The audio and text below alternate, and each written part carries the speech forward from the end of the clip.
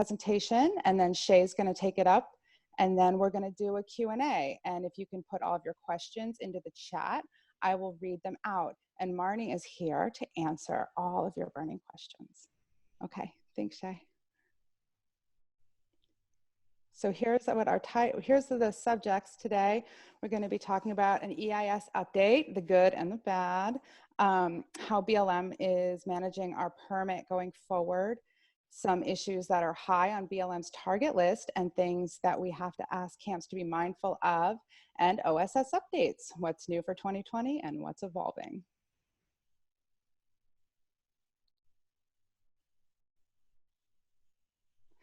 All right.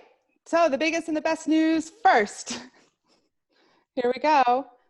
This is the good stuff. The BLM has assured us that there will be no dumpsters on the playa in 2020, no concrete barriers in 2020, and no federal security at the gate in 2020. Nice work, everybody. I wish we were in the room so I could hear you all cheering. All right, what is the EIS? For those of you who have repressed the memory or are unfamiliar, an environmental impact statement is how the impact of an action or an event on federal public land is assessed. So in 2017, BMP started the process to get a 10-year permit, SRP, and we're gonna go back later to what an SRP is, to hold the event in the Black Rock Desert. In 2019, after a process filled with delay and amateurish shoddy work, we got an amateurish and shoddy EIS. And what I mean by that is the EIS we got lacks good science and suggests untenable mitigations without any justifications, such as the dumpsters, barriers, and federal security searches at the gate. Really, I encourage you to read it for yourself and form your own opinion. If you Google BLM, Burning Man e-planning, you will find all of the many, many documents there. The mitigations can be found in Appendix E, Volume 2. Please enjoy. And you can see in this pop out what the cost to our community has been for this EIS. We are the proponent. All right, thank you, Shay. So what do I mean by shoddy science? The BLM sees literally one bag of trash and they claim we have a plague of trash. This is what we're dealing with. BMP has years and years of GPS mapping data to show that, in fact, the roadside trash is diminishing. The Nevada Department of Transportation and the Pyramid Lake Paiute Tribe are both extremely pleased with our work, but BLM did not review that data. This is why every person is vital. The BLM will use just one individual mistake as an excuse to implement those mitigations that you can find in the EIS. All right, there we have Johnny Horizon, the BLM mascot that was. And I want to congratulate you all because the community showed up and showed out. Did you know that 1 out of every 3 participants was a virgin in 2019? And you acculturated all of those folks to leave no trace. So you should be proud as hell. You guys knocked it out of the park. The Burning Man Project didn't make the community do anything. The community chose to be good stewards of Black Rock Desert, to be good citizens of Black Rock City, and to be the best looking group of dusty dancers that ever was. All right, but we need you to stay vigilant. So the BLM is taking an adaptive management approach to our SRP. This means that each year depends on how we did the year before. It's an iterative and it's an annual process. So Burning Man is given the opportunity to address any issues that arise. But if we drop the ball, the BLM can impose these painful new restrictions and requirements. So it will not matter how hard we crush 2019 if we don't crush it just as hard this year in 2021, 2022, 2023. You get it, every year. We've got to bring it, just like you brought it in 2019. So here's one way you can bring it. No guns and narcotics. Guns and narcotics are illegal. They're not allowed on the playa. They're found, you will quite literally ruin it for everyone. No guns, no narcotics. If you don't like it, the Gathering of the Juggalos is in Michigan. You can talk to them. I'd like to bring your attention to the Warriors, who didn't have guns and narcotics, and they bopped their way from the Bronx all the way back to their home turf on Coney Island with every gang in greater New York City out for blood. If they can do it, you can survive Black Rock City without them. All right. All right, tie down your load. Road trash is BLM's excuse for putting dumpsters on the playa. We need to check all the loads. Are you waiting in line for Exodus? Check the cars around you and help out. This is fucking critical. That's right, an F-bomb. Critical. Please, please tell everyone. Thank you. Can't look like that. All right, can anyone imagine why these animals are so sad? What's with all these sad animals? Why are they sad? Shay, let's show them. Because there's rigid insulation from hexayurts up and down CR34 and SR447. Please don't make us ban rigid insulation. It blows apart and it crumbles. You must wrap it to keep the wind from blowing it apart. Please tell everyone. The gentleman in this slide here has big pieces, but it breaks down and the wind takes it and it's very difficult to clean up. Please, please, please be mindful. Also, leaking RVs, trailers, generators, and cars. Field check all of your vehicles and things that hold effluvia. That's showers, portos, gray water, black water, et cetera, and anything that holds oil. This is a major issue. BLM is on the hunt, and so are the Earth Guardians. And the Earth Guardians are lovely and helpful. The BLM will give you a ticket, so you decide. Don't make the Earth Guardians sad. And make sure you have caps on everything that needs a cap, secondary containment, and a spill kit. It's all up at burningman.org, so please be radically self-reliant and prepared, and maybe take extra gear for your neighbor, and they will give you a warm chocolate chip cookie. Playa provides. Big news, glitter is banned from Black Rock City. Deal with it. It's MOOP, and that biodegradable glitter, it's also litter, biodegradable glitter does not biodegrade on the playa. It's impossible to clean up, no more glitter. Also, when it gets in my hair, it stays there for years. So please tell your campmates, if you see someone with glitter on playa, be sure to shame them. I'm just kidding. Be nice, but please let them know, please. All right, now back to the fun stuff. A quick SRP primer, what every TCO should know. What is a special recreation permit, also known as an SRP, BT dubs? Oh, there's Johnny Horizon again. And there's the BLM logo. If you see that triangle, you're talking to BLM.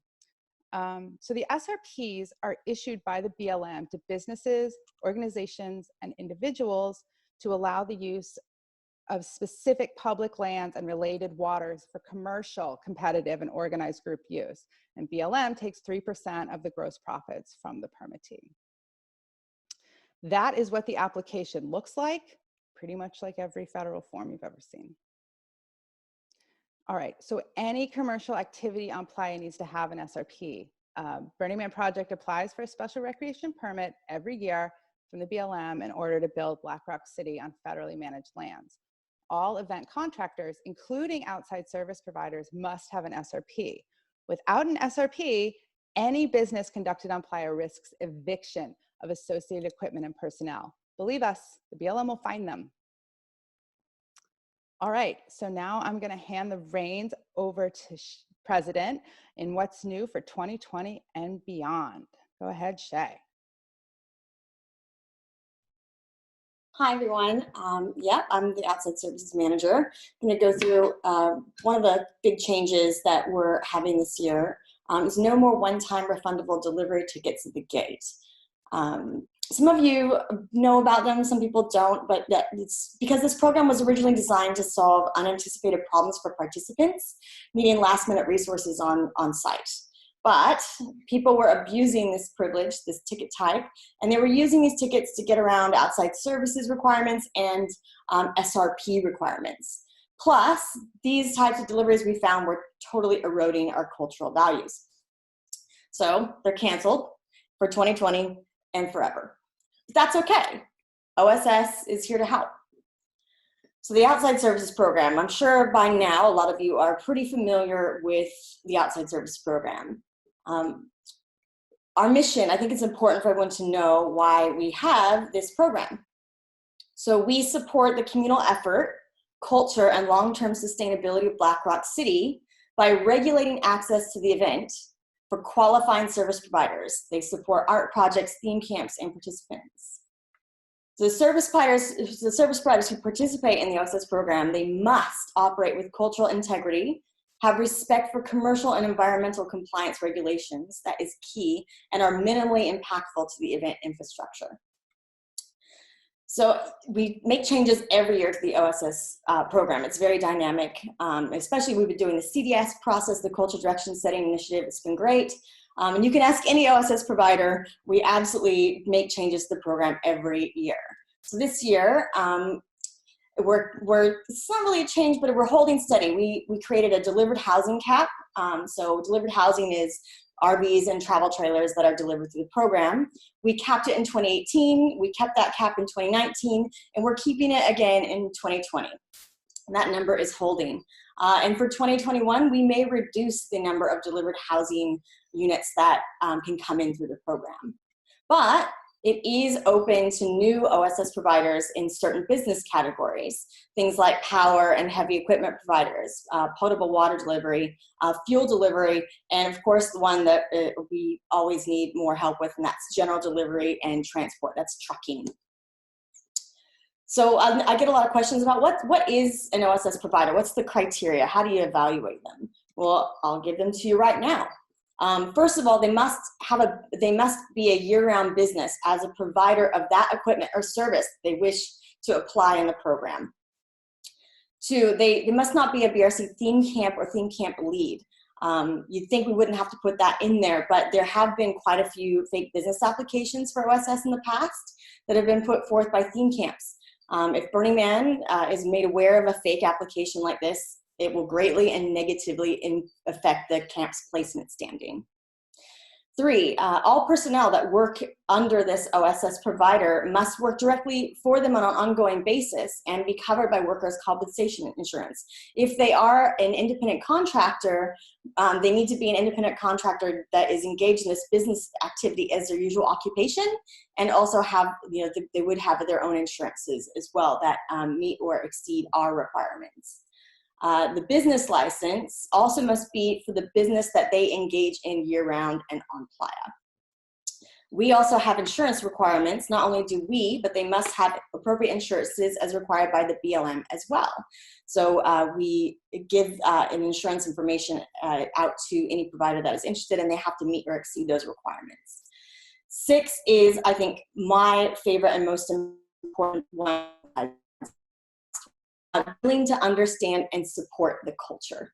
It's a privilege to do business at Burning Man. We want them to know and support the culture. So if you are interested in potentially putting forth a new provider, please make sure that we're acculturating anybody we put forward to be a part of this evaluation application process. And the last one, of course, as we've stated in the primer, they must be able to and receive an SRP, a special recreation permit with the BLM. There's no point in them applying for the OSS program if they haven't also applied for an SRP with the BLM. So one of the other questions I get a lot is, how do you check if you're working with an OSS previously contracted provider? How do you check? Well, it's easy. You go to burningman.org.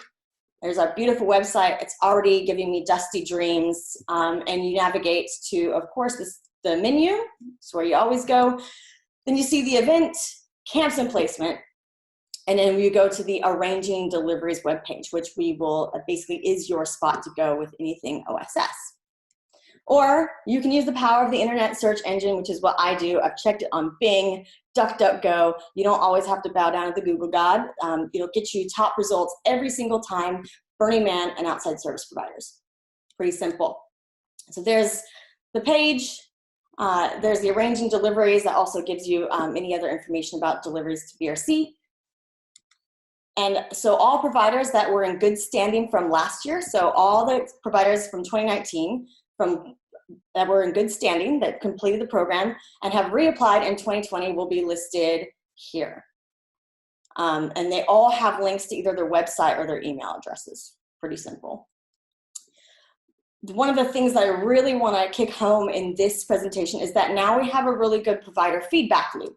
Your experiences with outside service providers matter to us. We want to hear from you. That can be compliments, complaints, or just any other general feedback. It's very highly encouraged. So each year, all providers are required to apply for the program. And so we use this information when we evaluate their applications. So it's easy.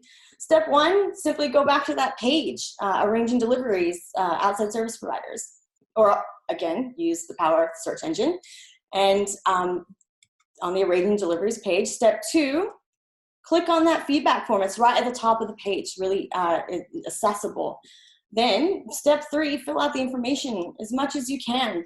The important part is, of course, start with your email. If we have any other questions or want to follow up with you, we'll email you about it because, like I said, your feedback is important.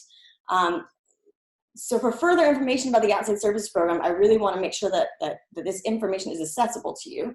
Of course, there's that web page, the Arrange and Deliveries page, which is the parent page to everything else. General email inquiries for all general, anything outside services, you can click on that link when this presentation is live, or outsideservices@burningman.org. Even better yet, if you have something that you feel you want to talk to me directly about, there is my direct email, president@burningman.org. Very easy. I'm happy to speak to all of you. But last but not least, we want to give a shout out to DA from the Resto team. We always end things by saying, leave no trace. So as I say, leave no trace. Because we couldn't have Burning Man in Black Rock City without leaving a trace. Without leaving no trace. Did I say leave a trace? Oh my gosh. Can you tell I'm nervous talking to you all?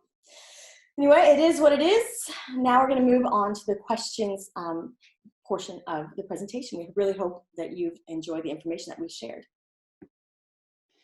Thank you so much, President, for all of that amazing information. Going to start taking questions. We have a couple that have been dropped in. Please go down over to the chat and drop your questions in, and I will ask them. We do have a couple to get started with. The first one is from R Star, who wants to know, does no federal security also mean no third-party security? As in, will the Burning Man organization contract out gate or security? Hi, everyone. They do mean the same thing. We've been told by BLM that we won't be required to provide that private security function at the gate that was listed in the mitigations from our EIS. So that is great news. As Emma said earlier, those mitigations remain a real threat. And so we have to, year over year, do our best and follow the rules. And we appreciate everyone's diligence on that. Thank you, Marnee. Another one for you, Marnee. This one comes from Brian Bosworth. And he would like to know how the 3% of profits for the BLM fee get calculated if Burning Man is a nonprofit event. That's a great question, Brian. Actually, the 3% isn't calculated from profits. The 3% is gross revenue. So all of the revenue that we take in from tickets and ice sales are part of the accounting. And so we have to pay BLM 3% of those gross revenues. And so each year, that's over $1 million. Thank you, Marnee. And another one for you. This one comes from Nathan, who's from Declusterfuckerization from Reno, Nevada. Apologize if I mispronounced your camp's name wrong there. And Nathan would like to know what sort of negotiations led to these assurances from BLM about those 3 mitigations that are not going to be implemented. Yeah, another great question. Thanks, you guys.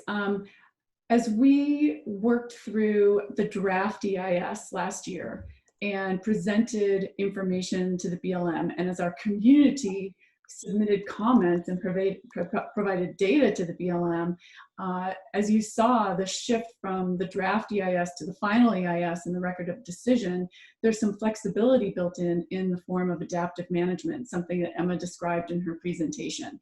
And what adaptive management does is gives us and the BLM flexibility so that each year we take a look and watch and monitor how Black Rock City performs. And so in 2019, BLM conducted monitoring of our event operations and concluded that for 2020, those big 3 mitigations that would really be culturally crushing, environmentally destructive, and economically perhaps not even feasible, those 3 things won't be required for 2020.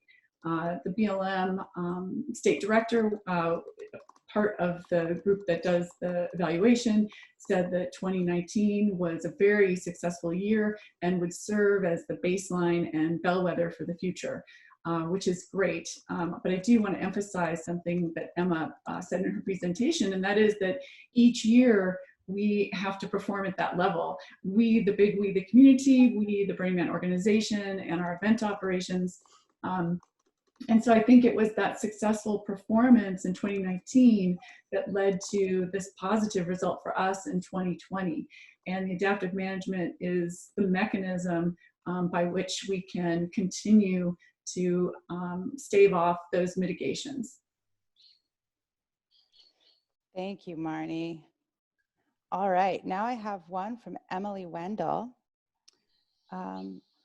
She wants to know, what are you expecting to be the weakest points in avoiding the BLM mitigations? Basically, where should we be focusing efforts to stave them off? So I'll start with the dumpsters. You know, we saw that in the draft EIS, and I think the collective we was aghast at the idea of having over 1,000 dumpsters, which is what would be needed along Gate Road and in locations in Black Rock City. And that proposal from BLM came from their perception about trash on the highways. Emma mentioned this again in her presentation along County Route 34, which is from the Playa to Gerlach, and then Highway 447, which is Gerlach out to I-80 at Wadsworth. And although our cooperating agencies are very, very pleased with the work that we do and the work that you, the community, does to prevent that kind of trash, trash does happen. We've seen loads of small sizes to medium sizes accidentally fall off vehicles. We're all tired and exhausted when we're packing up camp, so you can understand that sometimes the way that you tie down your loads might not be as good as when you came in. And then we've also seen sort of larger trash from two sources. One is every once in a while, maybe once, 0 to 2 or 3 times a year, there'll be a accident along the roadways leading out of the event, and trash will come off of that. And we always go pick that up, but that's an issue. And then I'll share with this group, I think this is the right group to share this with.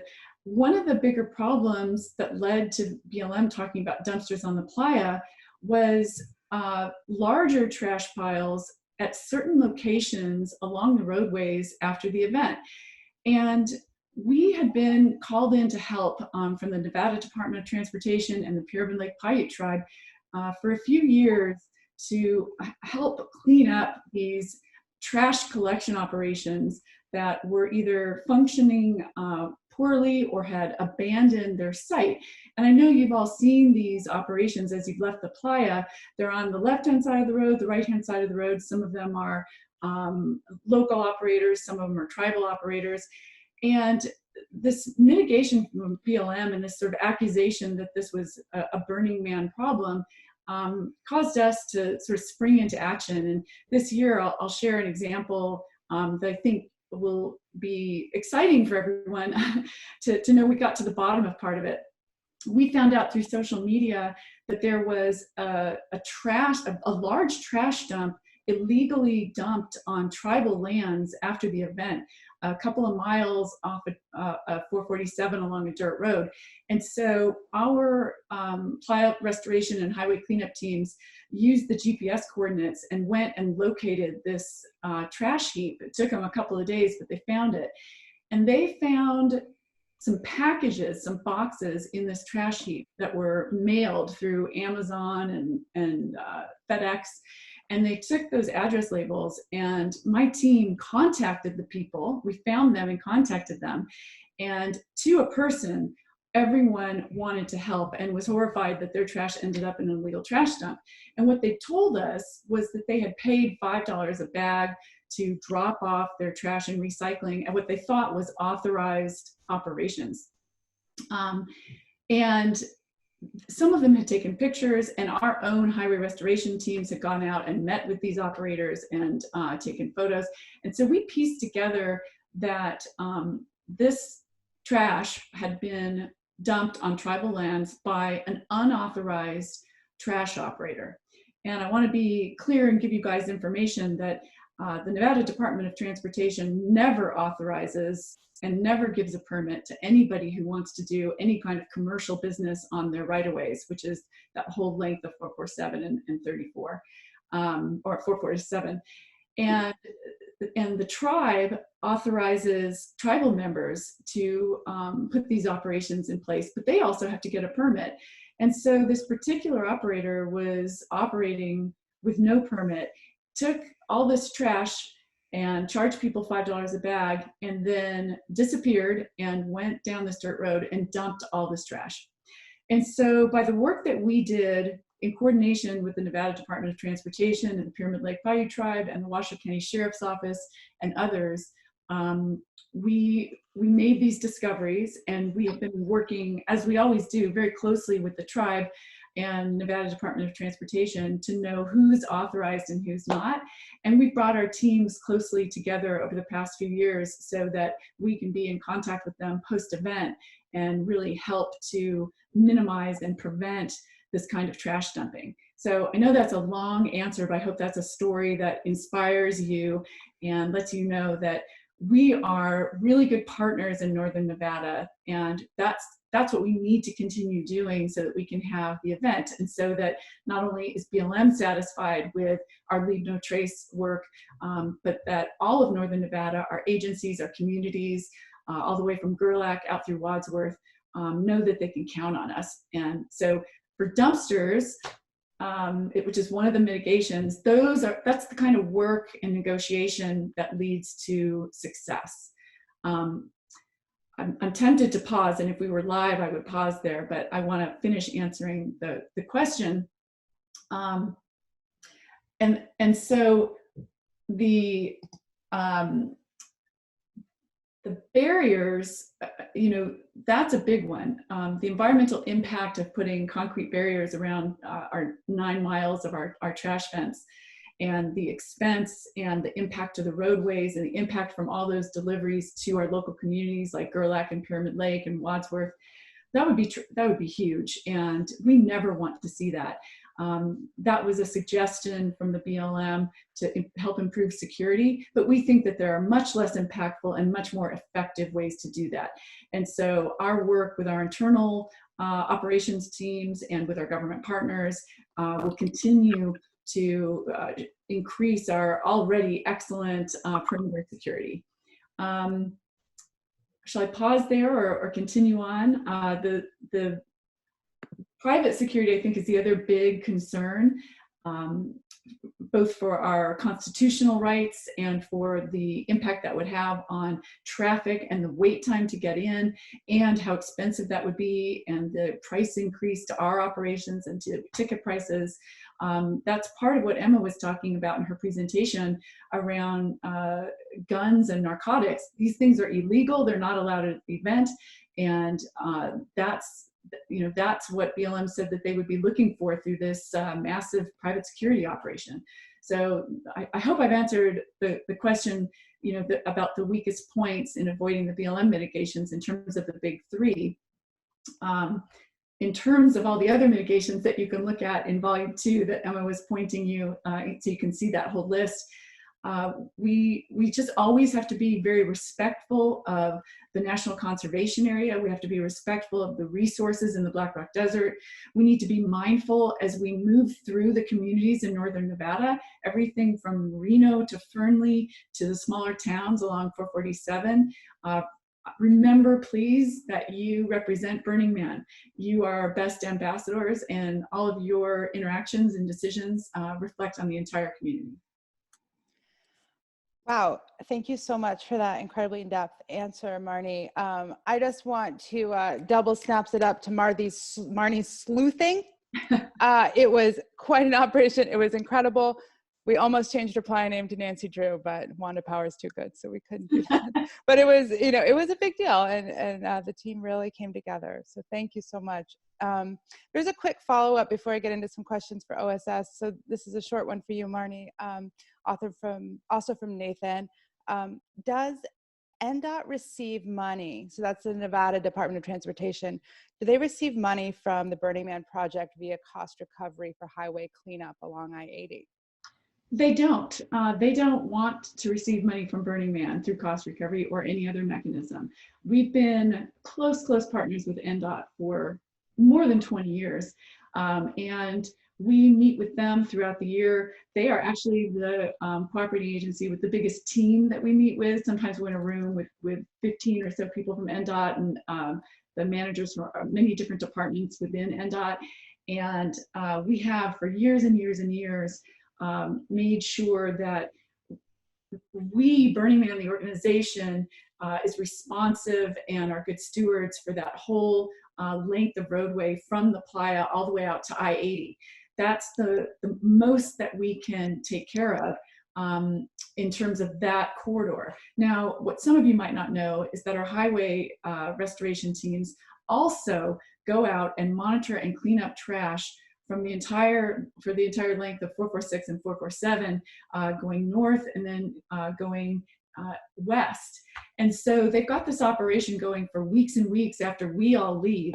They go out and they pick up trash, not only that has fallen off of our vehicles, our Burning Man vehicles, but trash that's been left throughout the year. So they are picking up trash that is months and months old. And so the work that we do to restore and beautify the highways is helpful to NDOT, and they appreciate it. And what they do then in turn is they take care of the I-80 corridor, and they make sure that we're not leaving trash where we shouldn't, and if it accidentally blows off or if someone drops a bag somewhere, that they monitor that. And so, you know, kind of from the other question, what can we do to make sure there's no more mitigations? We just need to make sure that the waste stream and our depositing of that is on point. And I hope that you're all aware of our Leave Nevada Beautiful campaign. That is the hang tag that you get in your greeter packet that tells you where all of the places that you can take your trash and your recycling and your RV dumping out in northern Nevada, so that you've got that hang tag, so when you're leaving you can take your refuse and other waste to the proper locations. So I hope that answers that question. Thank you so much, Marnee. I think that does. And you can also find the information for Leave Nevada Beautiful on the website. And I do encourage you to spend a lot of time digging around at burningman.org because there's a lot of great stuff up there. And I'd also like to say that the folks at NDOT are just wonderful. They're such a pleasure to work with. And, you know, they have a dangerous job out there on the roads, and our highway restoration team does too. And they do an amazing job. And we can't appreciate them enough. So Shay, I think we're going to come over to you for some questions about OSS, if you're ready. Yeah, sure.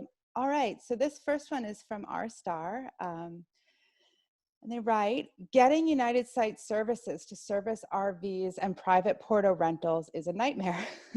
Any hopeful thoughts? And they're asking kind of, maybe you can just speak a little bit to the relationship with United Site Services. Yeah, United Site Services, as we all know, is our main sanitation provider. We've got a good relationship with them, and I think what makes them unique is that they're able to handle the volume that they do because they have a processing facility on site.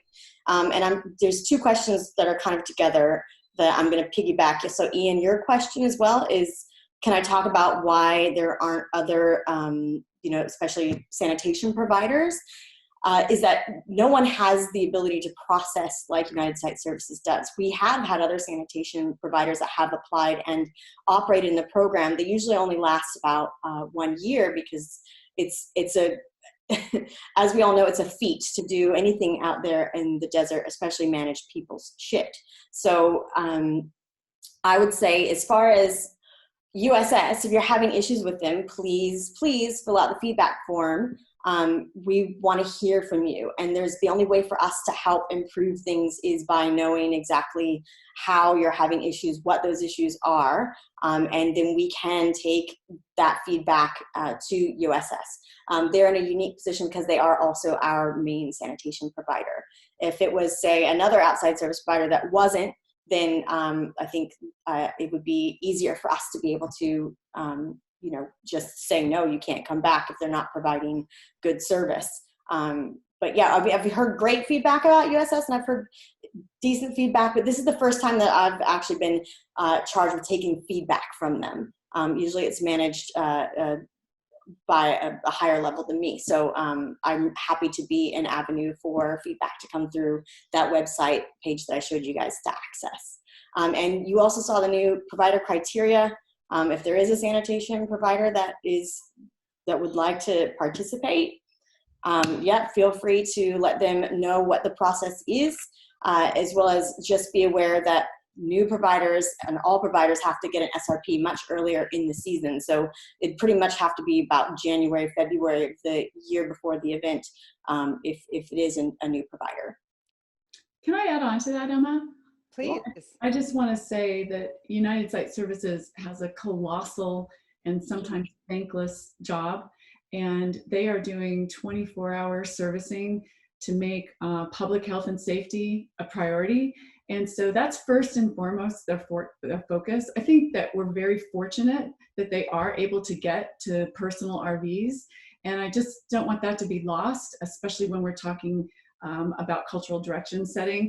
I think that that's a privilege to be able to have that done, and I know that we all do our best to live conservatively and not waste resources, but I think that needs to be part of the conversation. Absolutely. Yeah, snaps to that. Thank you both so much for that answer. We see some ideas coming up in the chat about maybe going back to the flags like in the old days, or resolving issues with tequila. I don't know about that. Well, one thing that I would like to mention about the flags is that they did a really good job of instituting that this year, so you knew which one was just doing BRC portaloos and which ones were doing pumping and servicing. So I did see that in action quite a bit, and that's good feedback that I will take in and make sure that we know that was valued. Cool, thank you. You guys are going real easy on Marnee and President here with the questions. Well, those were hard questions, but you're not asking any more. Can you think of anything else? This is a great opportunity. I really encourage you to ask your burning questions. If people have questions on other aspects of the permit, I would welcome those. Anything that's on your mind? Here's one that just popped through. And I think, oh, here, we're really filling up here. Are there suggested deadlines for when people should book with United Site Services? That's from Kat. You're referring specifically to United Site Services? I believe so. Yeah. You know, there are. I actually don't know them for this year yet. Okay, great. So you saw how to email president@burningmanproject.org. Let's see, does Burning Man, this is from Nathan, does Burning Man have plans to increase the number of ecozoic toilets?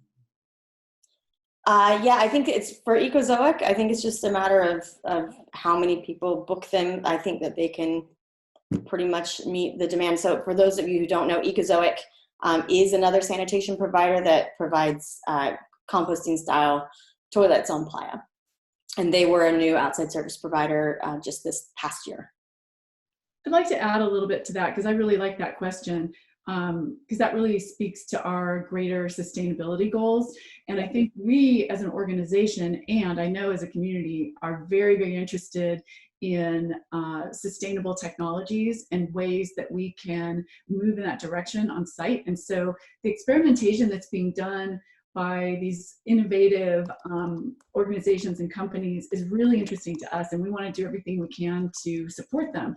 And so we are looking at all the ways that OSS can help, and so bringing in those innovative companies and helping them experiment on this larger scale is definitely a goal of Burning Man's. And so Ecozoic had success last year, and they are very interested in growing and continuing to contribute not only to Burning Man, but to make this technology available and effective out in the world. So a big yes to that, and an openness to other companies who are experimenting with new environmentally friendly technology and solutions.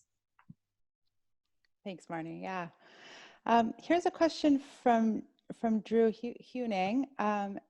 He's wondering if you can speak to any connection between SRP, OSS, and the discontinuation of the large bike rental camps. Is that something we can address here?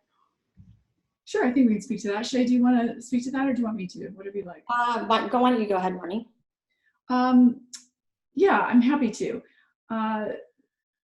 Any commercial activity on federal lands, and I'll speak to BLM specifically, requires a permit, a commercial use permit, a special recreation permit. And so the activity of renting bikes on playa, for example, requires an SRP. And the activities that take place through OSS, like deliveries that are needed for your camp's infrastructure, is also a commercial activity. So we have a formal program set up through OSS and a partnership with BLM, where these companies coming in through OSS must get an SRP from BLM, and we coordinate with BLM on weekly or every other weekly calls to ensure that the programs are aligned. What happened over the past few years is that some of our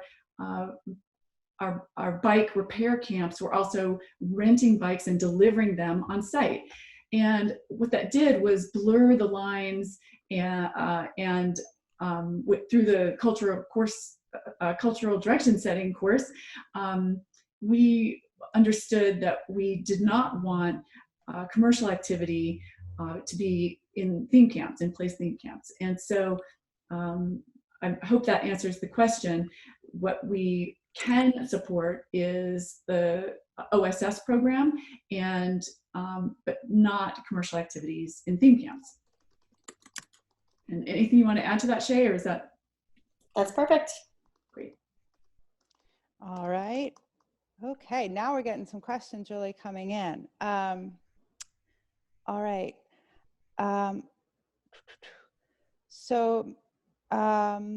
Emily Wendell asks, are there any new issues you anticipate coming up with permitting in the future? Well, you know, Marion mentioned in her remarks this morning that there are ongoing challenges with our permit. One of the goals of the EIS was to provide a stable and predictable framework for the requirements of our permit. Adaptive management was built in, which is both beneficial and also challenging. And so what we've seen already this year is a new policy that BLM rolled out that we are having to manage and respond to. And the sort of more enduring challenge is the increasing costs every year that are almost not feasible. And so, but both of these new policies and increasing costs are very, very difficult, and that's what I see as needing to be addressed in the future. Thank you, Marnee. Mm-hmm. All right, so let's see. Here's a question about fuel, and this is said in the past, and I'm sorry, I just lost, I think this was Major D. Doug.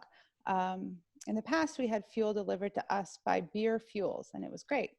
With the advent of Hell Station, that wasn't allowed anymore, and Hell Station has been difficult to work with. I'm softening it a little bit. Can you go back to allowing private fuel delivery for an OSS? Yeah, so it said in my presentation that OSS is open to new providers, one of those being fuel delivery. But I will say, however, the SRP deadline has passed, so is the OSS application for this year. So that would be a no for this year, but yes, I mean, absolutely. And any questions about Hell Station or fuel, can be directed to fuel@burningman.org, and you reach the fuel team directly. I don't have anything to do with the actual Burning Man fuel team. Oh, got a little garble there for a second. Not sure if that was. Do you want to just repeat what you said last, or did everyone else hear that?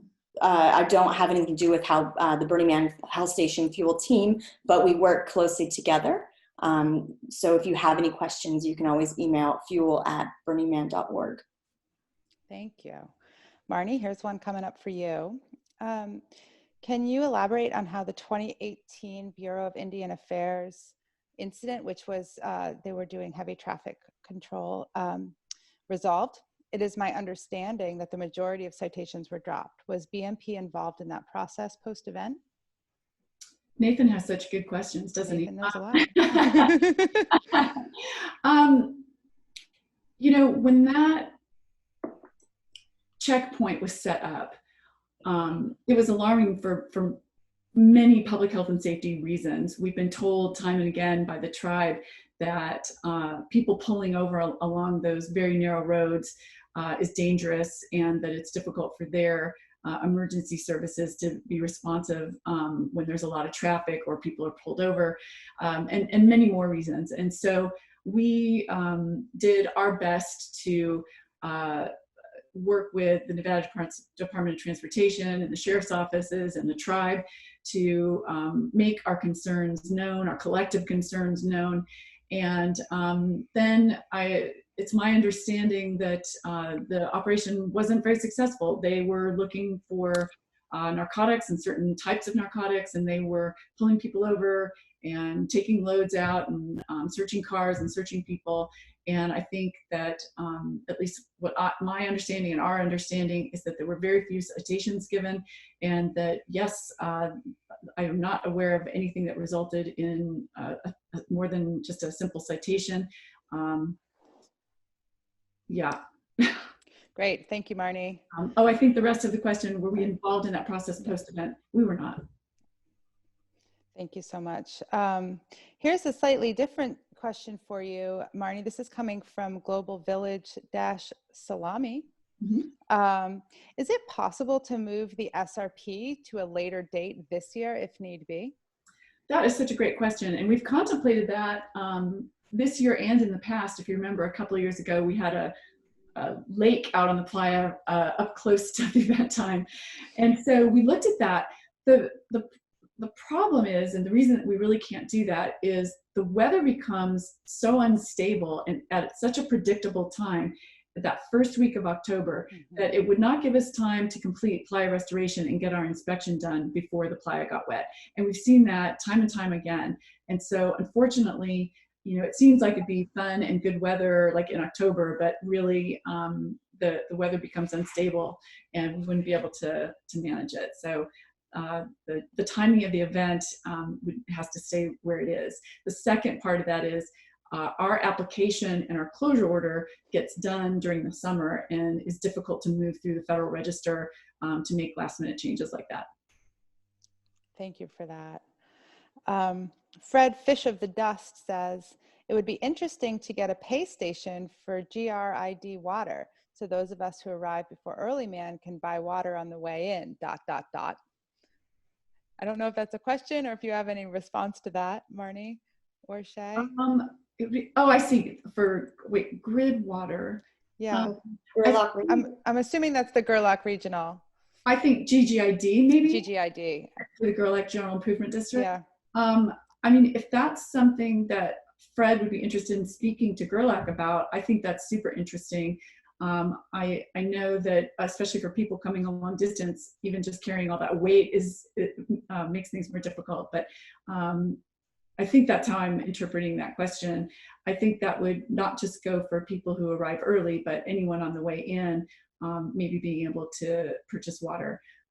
So I don't know the details of that, but it's a really interesting idea. I hope I interpreted that right.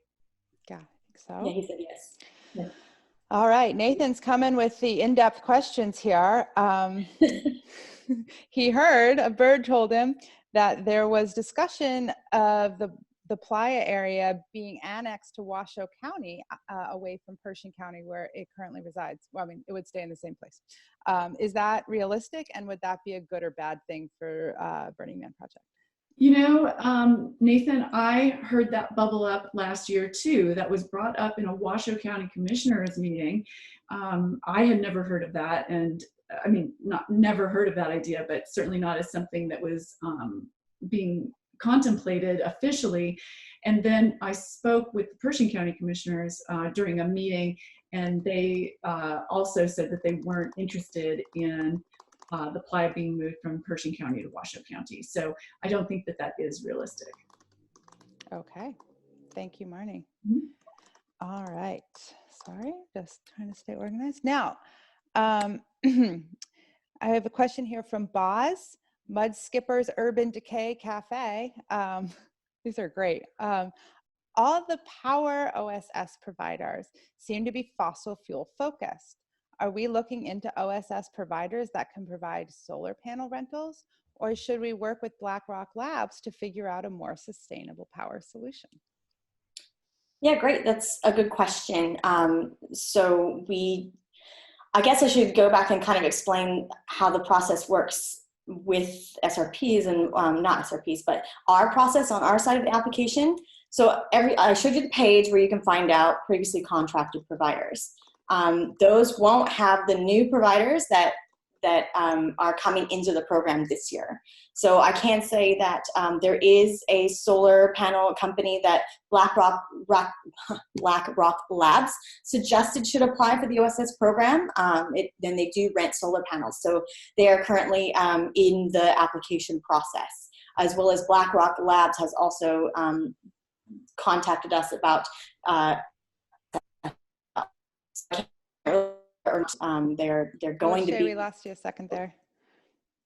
Sorry, coming from Australia is hard. Yeah, so we don't really look into providers. Burning Man doesn't, but if providers are brought to us and they go through the application process, then we'll absolutely look at whatever businesses are culturally aligned with the categories that we allow in outside services. And we have our whole sustainability plan, which definitely we are happy to hear from providers that are not fossil fuel based, that are looking at sustainability goals with us. Thank you so much for that answer. All right, I have another question up here. This one comes from Robert D. Waters. And he asks, in some previous years, the 12-mile road gate had limited hours of operation. And he's wondering if we're going to be continuing a 12-hour opening for that entrance, or if the trucking entrance will be running longer. So the truckers that participate in the OSS program aren't limited to the hours of the OSS office. So the OSS office is open 6 a.m. to 6 p.m. However, with truckers, we have a staging law. I don't know if many of you know about that, about the OSS program, that we've opened earlier to allow truckers to just drop stuff off in McKinley Park. They aren't actually limited to the hours of our office because they come they've got their credential, they're ready to roll, ready to go. So they're not limited. So I'm not, you don't actually have the correct information. And Robert, if you want to talk to me in more detail about this, please email me about it. I mean, so one of the other things that I would say to anybody who's using an OSS provider, they're notorious for not giving the right information. So please feel free at any point to email me directly if you have a question about something an OSS provider has said to you that doesn't seem to be correct. I'm happy to answer your questions. Thank you so much, Shay. I have a question here from Dr. Bob. I'm not sure if this is something we can answer, but I'll ask it anyways. What is the trend with camp containers? The work ranch spots are filled. There was storage by Bruno's. The demand is high, but also camps have abandoned their containers to auction. Will we see more container storage and haul in and haul out? And how do you perceive that demand? So I think the first part of that question is about the Burning Man run camp container program. And you're right, those spots are filled, and when they come available, there's a wait list. And I think you can email containers@burningman.org for that program, but I don't have anything to do with that. As the outside services manager, we are seeing definitely a trend in camp container collectivization, especially a camp container isn't something that can easily be transported.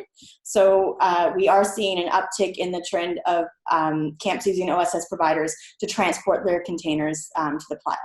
And it does make sense if you don't want to have to. I've heard many issues with U-Haul, canceling reservations and stuff like that. Like, it is actually, I can personally say that our camp does it as well. So if you want more information about that, I suggest you reach out to any of the truckers or general delivery people on the website I showed you, and they could talk you through what their options are for container delivery. Great, thank you so much. I would just hesitate to 40-foot containers are harder to manage, and sometimes can be can scratch the playa more than just a 20-footer. So just have that into consideration if you're talking to an OSS provider. If they have their own heavy equipment to offload it, that's great. Otherwise, you would be needing to coordinate with placement and heat to offload your container when it arrives. So those are all really good questions to have in mind as the logistical support part of it. Can your provider provide you that, or is it going to be something that heat and placement has to arrange for you? Thank you so much, Shay. Okay, have a legal question, and let's see, I think, Marnee, you'll probably be able to answer this, no problem, but is there any update to Burning Man's lawsuit with the BLM over the excessive permit fees? Yeah, just some background for you guys. We have appealed BLM's excessive costs for several years in a row through the Interior Board of Land Appeals, which is the sort of official channel by which we raise our concerns and ask for relief. And we have not gotten decisions in any of those appeals. And so we filed in federal court to get those appeals resolved and to get final decisions. We believe that BLM's costs are excessive and unjustified, many of their costs. And so we would like to have those issues resolved. The other part of that that's important is that once we have those questions answered, it'll be easier for BLM and Burning Man to do future planning together so that we have a baseline of what's expected. So the update is that we hope that that decision in federal court will come sooner rather than later. And I think we do have, we may have Ali DeRaps in this session. I don't know if she's here or not, but if she would like to add anything to my response, she certainly is welcome. Ali is here. I can see her name, but I'm not sure if she's muted. Yeah. Hi, everybody. I think that was perfect. I actually just messaged you, Marnee, to say as much. Yeah, that's kind of the update there. We're certainly, eager to get some kind of a decision and some clarity on these appeals, that the oldest of which will soon be pending for 4 years. And we understand the wheels of justice move slow, but this is pretty darn slow. Thank you so much, Ali. I'm glad you're here with us. And thank you, Marnee, for that answer. We also have a question about Burning Man utilizing outside law firms and lobbying help. Is that something you can or want to speak to? It's nice having Ali here if you want to talk about why that happens. Yeah, I can start.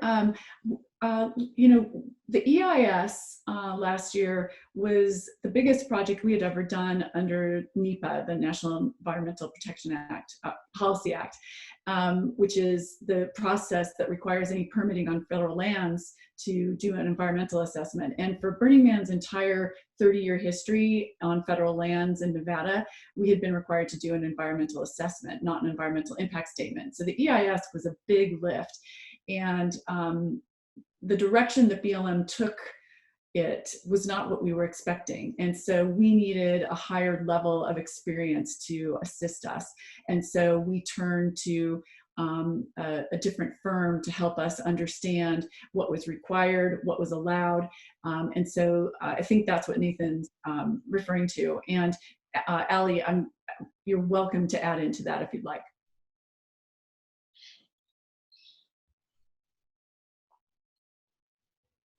All right.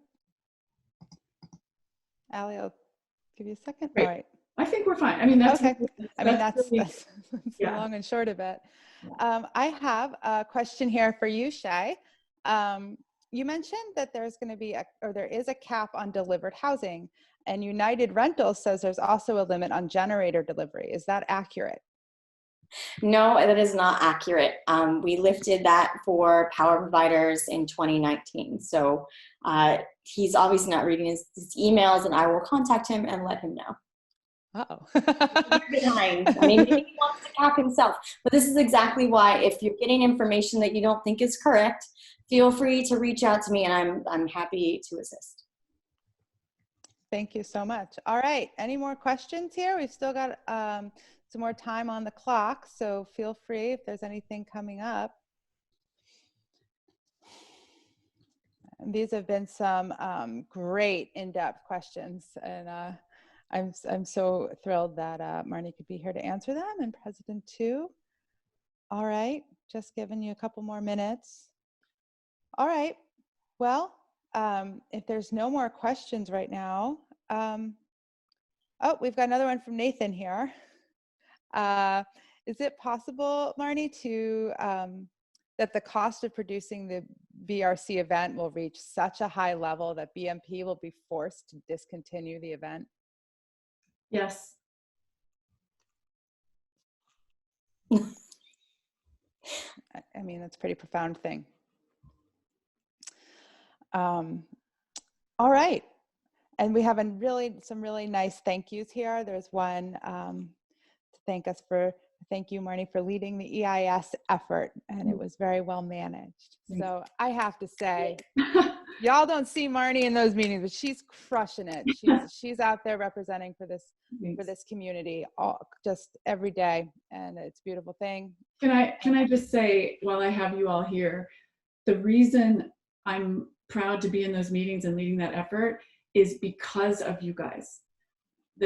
Our community, especially in Black Rock City, does such profoundly important work in the world, and I am so privileged to represent your work and your values and your community together.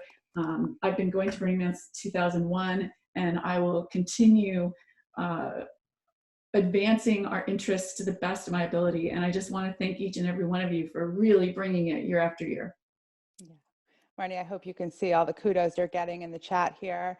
And huge thank you to President, who takes on this OSS program, which is constantly shifting sands and holds it down so well for all of us in the community, and walks the cultural direction setting line so beautifully. Could I just say one more thing about OSS? And I just want all of you to know that I've done the gamut of everything, from being a theme camp lead to helping run an art cart to doing honorarium art installation.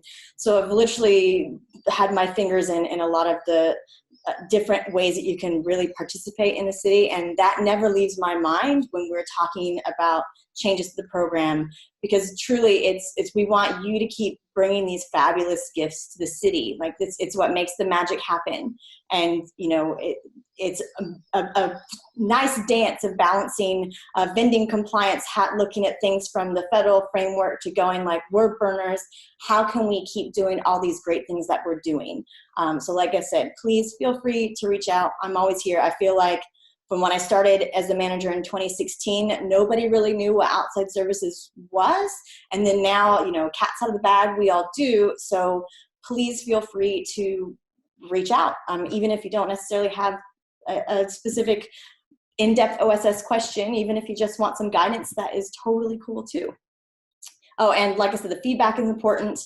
And we do keep track of you know, providers that if I catch them doing something outside of the contracts, they definitely hear it from me. They used to be operating in a consequence-free environment before I came on board, and now they don't. And now they absolutely know they are here to provide services to us, to make us it easier for us to gift to everyone else. So yeah, please, like I said, use that feedback loop and email me if you have any questions. Thank you so much. There's a comment here, a question from Kimmy D, wondering if you could replace the US president, seeing as you are president at Black Rock City, to which I say, hell yes, you can. I see no reason why not. Well, I'm proud to call you my president. Yeah, thank you so much for all of your work. All right, this is wonderful. I want to remind all of you to please fill out the post-event feedback form. It's been shared to everyone a couple times from Stuart Mangrum and from myself. Thank you so much for your thoughtful questions and tuning in to listen to this information. Please keep the questions coming. And thank you so much to Michael Fassman, who's been doing our behind-the-scenes stage managing, and to Marnee and Shay for joining us. The next panels start at 3:15, so you have about a half hour now to go take your break. So again, thank you so much for everything that you all do to make Burning Man the most incredible place on earth. So thank you. All right. Thanks, Cheers. everyone. Bye, everyone. Be well.